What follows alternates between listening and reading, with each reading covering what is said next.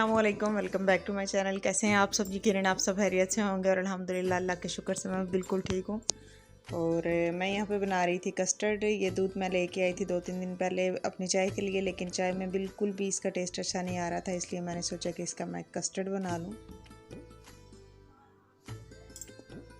यहाँ पे मैंने एक थोड़ा सा दूध लिया था, उसमें मैंने 3 चम्मच ये वाले ऐड किए थे कस्टर्ड के। ज़्यादा कस्टर्ड मैंने इसमें ऐड नहीं किया था, क्योंकि ज़्यादा कस्टर्ड ऐड करने से कस्टर्ड एकदम से थिक हो जाता है और उसके बाद फिर थोड़ी देर भी उसको चूल्हे पे रखो तो वो नीचे से जलना शुरू हो जाता है, अजीब सा हो जाता है, बस जल्दी से पिन्ना सा बन जाता है। और फिर जब उसको खाएं तो उसमें से ऐसे लगता है जैसे हम कस्टर्ड पाउडर ही खा रहे हैं।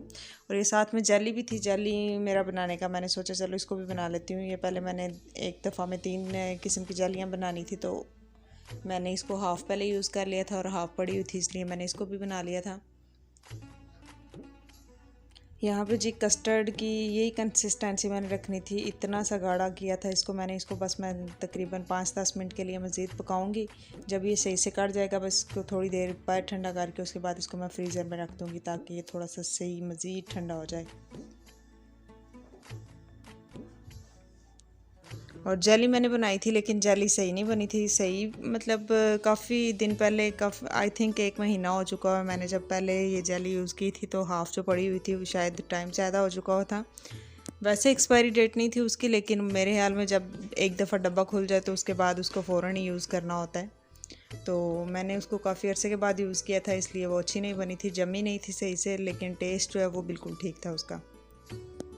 यहाँ पे मैंने इसको कस्टर्ड को बिल्कुल ठंडा कर लिया था और अभी मैं इसको सही से फेंट रही हूँ ताकि इसमें कोई गुठली वगैरह ना रहे। और मैंने अपने हस्बैंड से ये कॉकटेल भी मंगवा लिया था, सिर्फ इसलिए कि चलो जेली भी है तो थोड़ा फैंसी किस्म का कस्टर्ड बना लेती हूँ। लेकिन जेली जो है वो तो सही से बनी नहीं थी, उसकी मतलब कटिंग करते तो वो इतनी नहीं थी कि इतनी स्टेबल नहीं थी कि उसको कटिंग करके हम इसमें डालते और वो ठीक रहती। बस ठीक थी, ऊपर मैंने वैसे ही डाल ली थी और वैसे कटिंग करके इसमें डालने वाली उसकी कोई हालत नहीं थी।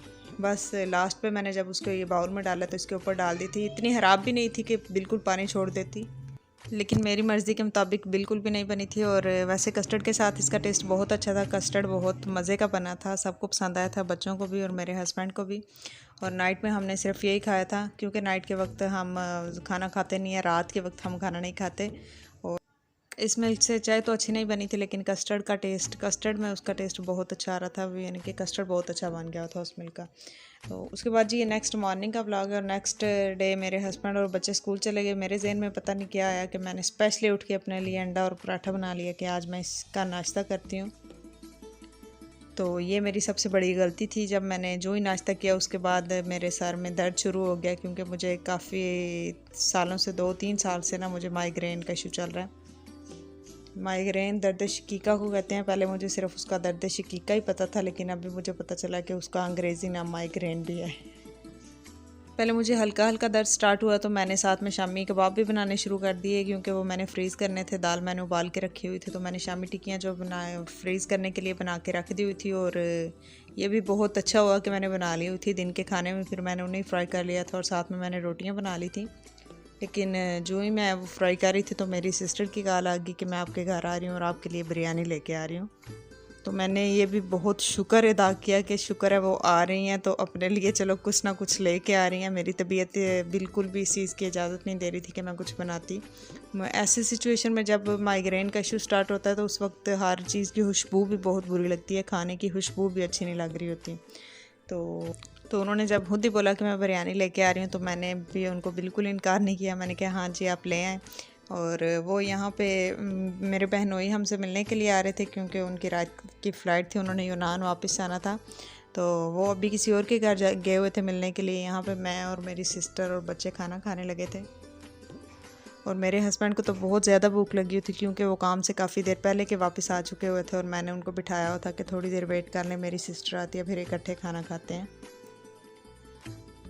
और ये बिरयानी जो ये हमारी फैमिली में तकरीबन हमारी सारी बहनों को पसंद है, तो इसलिए सबको पता होता है कि ये ले जाएंगे तो कोई भी खा लेगा आराम से।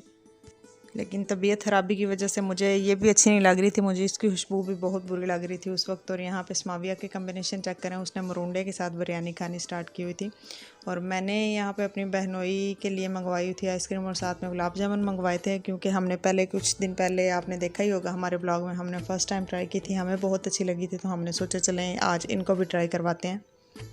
तो यहाँ पे मैं वो सर्व कर रही थी और ये हालत मेरी यहाँ पे ही ख़राब हो रही थी। सर का दर्द जो है मैं वो बर्दाश्त कर रही थी। आहिस्ता आहिस्ता सर का दर्द इतना ज़्यादा बढ़ता जा रहा था। फिर मेरे बहनोई और मेरी बहन तो चले गए थे, बस आइसक्रीम खाने के साथ ही वो चले गए थे, उनको काफ़ी ज़्यादा लेट पहले ही हो चुका हुआ था।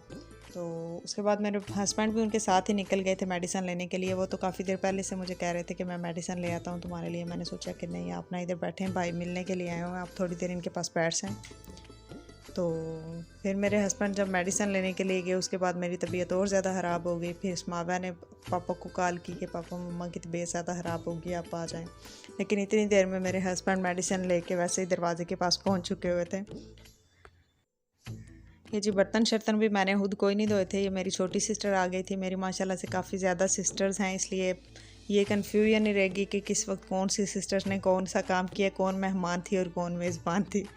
तो यहाँ पे मेरी बहन आई हुई थी, उसने सारे काम कर दिए थे, सफाइयाँ भी कर दी थी, बर्तन भी धो दिए थे, इसलिए तकरीबन 2-3 घंटे मैं रिलैक्स सोई रही थी, मुझे किसी किस्म की कोई टेंशन नहीं हुई थी। ये है जी नेक्स्ट मॉर्निंग का व्लॉग, यानी कि हफ्ते की सुबह का। और यहाँ पे मेरे हस्बैंड ने मुझे बोला कि आप आज नाश्ता ना बनाना, नाश्ता आज आपको मैं बना के देता हूँ। तो वो मेरे लिए यहाँ पे नाश्ता बना के लाए थे। नाश्ता उन्होंने बहुत अच्छा बनाया था, बस चाय में चीनी डालना भूल गए थे। वैसे नाश्ता बहुत ही अच्छा बना हुआ था। और यहाँ तक था बस मेरा आज का व्लॉग। अगर आपको पसंद आया तो इसको लाइक कर दीजिए। मिलेंगे नेक्स्ट व्लॉग में। अल्लाह हाफिज़।